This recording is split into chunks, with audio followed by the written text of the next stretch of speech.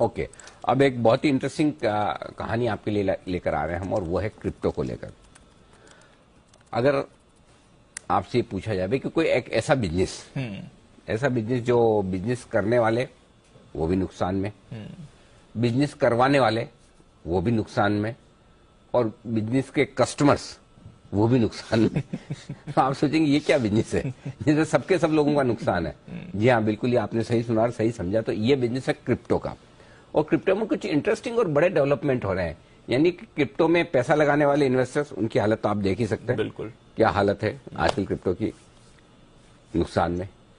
Crypto खरीदने के लिए फाइनेंस करने वाले लेंडर्स वो नुकसान में, और क्रिप्टो के एक्सचेंज चलाने वाले वो भी नुकसान में, कि सारे के सारे नुकसान में। और इस नुकसान से मुझे एक कोरिलेशन और याद आ रहा है बंसल जी के काम का, वो मैं आगे बताऊंगा।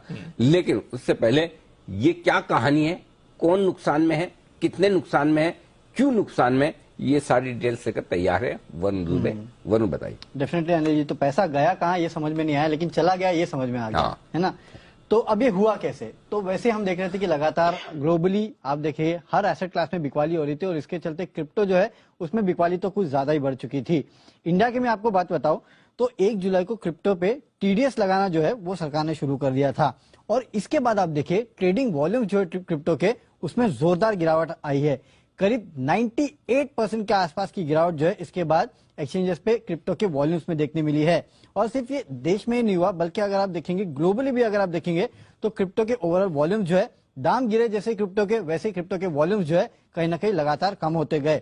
इनफैक्ट कुछ क्रिप्टो एक्सचेंजेस तो ऐसे हैं, एक है FTX US करके, उसने कह दिया कि हम तो अब क्रिप्टो में ट्रेडिंग ही बंद कर देंगे और पूरी तरह से जो है इक्विटी पे शिफ्ट करने की सोच रहे हैं।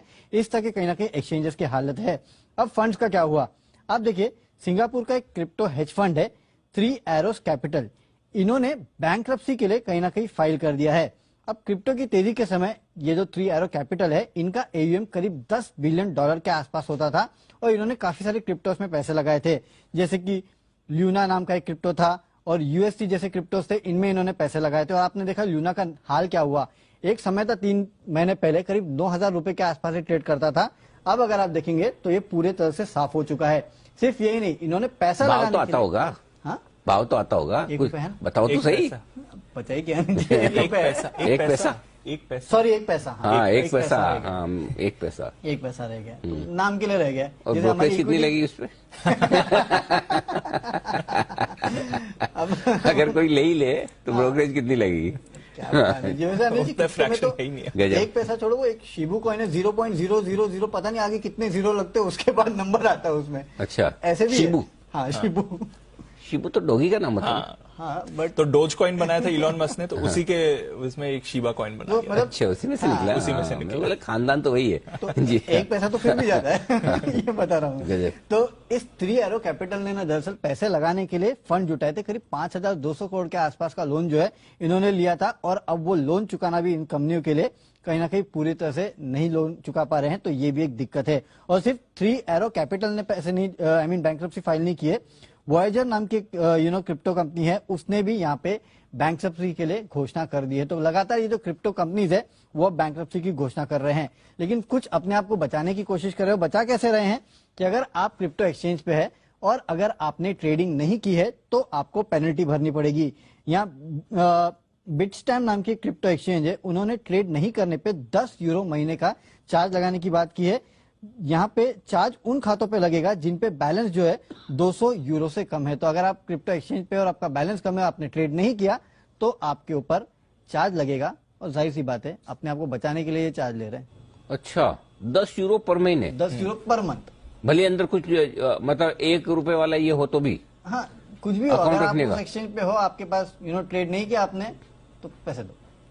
अच्छा, खाली अकाउंट रखने का, पैसे। ये तो पहली बार ही सुना है सर। बहुत अजीब है सर।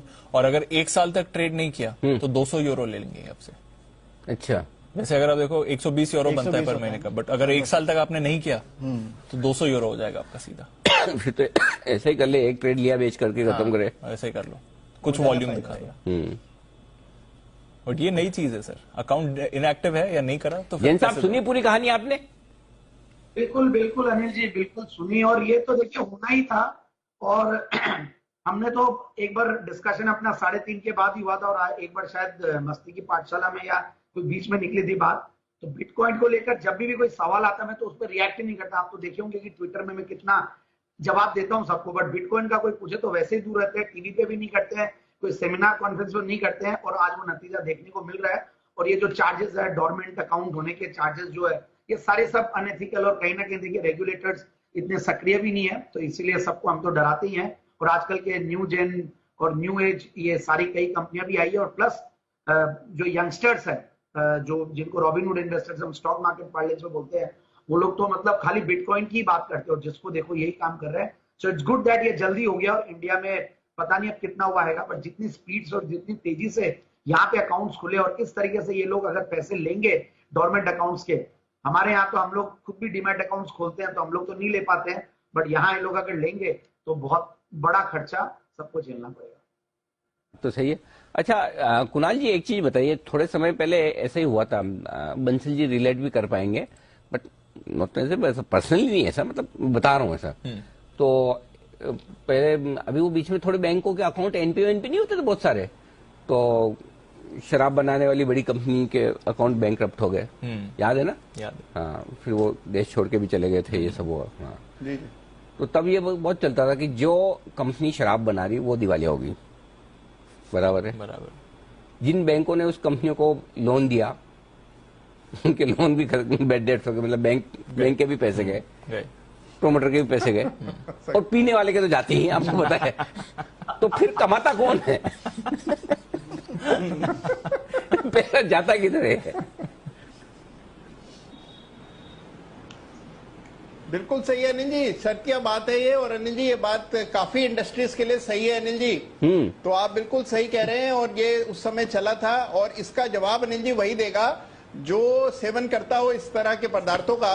तो आप अनिल जी पूछ सकते हैं उनसे।